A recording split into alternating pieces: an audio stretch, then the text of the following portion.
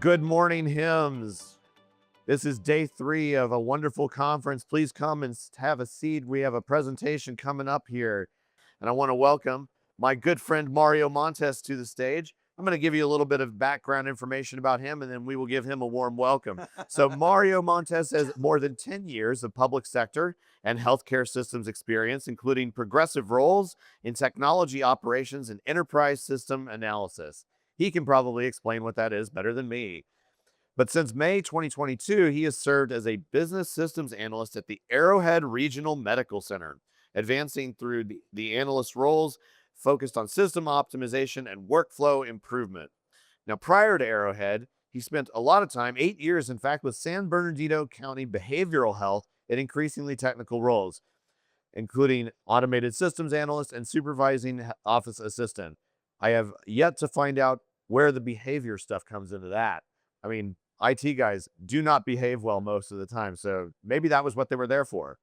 At any rate, his background at Arrowhead also includes a key role in asset management modernization, workflow standardization, and enterprise IT support initiatives. Those are some tech-heavy words.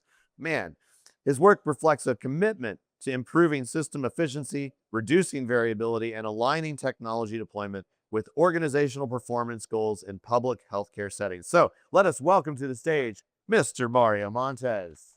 Oh, thank you. You guys are too kind. Thank you so much for being here with us, sir. No, thank you, So Nora. I let's appreciate it. so let's have a seat, and we have a number of bizarre things to talk about, as well as just some fun stuff too. All right. We have some really interesting experiences that we want to relay to our audience here. And I think first off, though, as I've described your background, there is a lot of real tech heavy stuff in there that I'm not sure I understand to the slightest. So, but I kind of am curious, how did your journey into healthcare IT begin? Where did that come from? Yeah, so a lot of those words I don't know what it means either. Oh, So well, great. no, I'm just kidding. Well, so basically, I've been with the county of San Bernardino for over 18 years. And so I've been through various departments throughout the county as I progressed in my roles and my positions. And so but mainly when I got to behavioral health, that's where my IT role started as an automatic they call it a automatic system technician. Okay. So basically I was doing service desk, work, going out deploying end user equipment, PCs, monitors and stuff like that. So these are all the things that are necessary for the hospital and the health center to operate, but it's stuff that, you're operating from the background there. Yeah. So with behavioral health, of course, a lot of it, they have a lot of clinics throughout the county that we had to support. What I want to say was close to maybe 20 something clinics countywide. And so I had gone into the role procurement during that time, procuring a lot of equipment for behavioral health. And then also I was a project manager in building clinics from the ground up. I will go in and for the infrastructure, I would estimate, give the cost for how much PCs and end user stuff that they need, along with the infrastructure for the networking. So I gained a lot of experience from project manager from that. But then finally, I went to Arrowhead Regional as a Business System Analyst III, and it was a whole new world. Well, because the A Arrowhead is hospital is a huge, whole new world. right? Yes. Like, We have a huge campus, 3 buildings. We have roughly about 450 beds. So it's a city in itself, yeah. pretty much. So I've never been in that kind of environment, and so yeah, that's how I ended up there. So I'm going to put you on the spot a little bit. But roughly speaking, like how many computers do you have to operate in a 450 bed hospital? Because that's huge. Yeah, so we have a You're staff. servicing thousands, probably, Yes, right? yes. I think right now it's a rough estimate, probably like 4,000 machines. That's insane. I can barely support the 5 computers for my children, and that's yeah, I can't imagine trying to do that. No, that's insane. That is absolutely bonkers. So supporting all of that has got to be a bit of a stressful operation, and stuff breaks all the time. So are you the kind of guy that, like, when you get the call at 2 a.m., oh my gosh, everything's down, everything's down. Please come figure it out. Are you the kind of guy that is the calm strategist to kind of, hey, back off, we'll figure this out together? Or do you like go into jump into action mode for everybody? Well, fortunately, I don't have to be the person that does that. So, Okay. Well, but we do have staff. Of course, our service desk, our wonderful service desk, is there 24/7.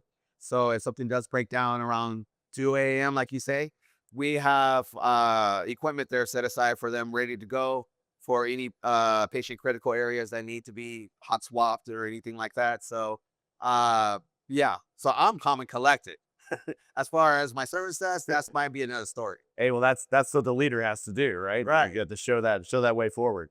But so obviously we're in healthcare. We care about patients. To what extent then do we think about, or do you specifically think about the role of IT in helping the patients get better, especially as it pertains to preventing them from getting stuff that they didn't go in with, infection prevention then? Do you constantly think about that, or to what extent does that kind of play into your thought processes? You know, to be very honest, at first, I never really thought anything about that. When in IT, you don't think about those It's not things. our native, Yes, yeah, right. sort of stuff. But as I progressed in, the time that I was there at the hospital, um, learning all the stuff that would have stuff can infectious diseases can linger on and stuff like that. So with some of the stuff that I deal with when we buy like for keyboards, mice, wild cards, even printers, a lot of stuff that can be touched all day, every day. Um, that really brought to light, yeah, safety. We need to make sure that these things that we buy is durable and can withstand a lot of cleaning every day because it takes a lot of abuse. Do you find that as you're trying to balance the needs of what you're providing as technical solutions in IT and providing the environment that that your healthcare workers are operating within, do you find like there's some real challenges that you have to overcome in making those two worlds collide?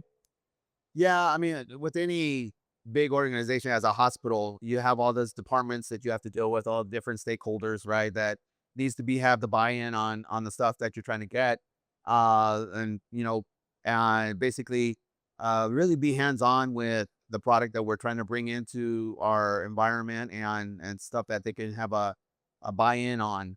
So, but organizing that a lot of times it's hard because everybody has different times and shifts and it's just really hard to get people together a lot of the times.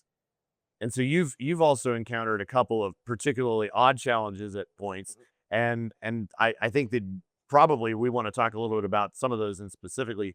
And I know you had some really interesting, weird things happen with printers.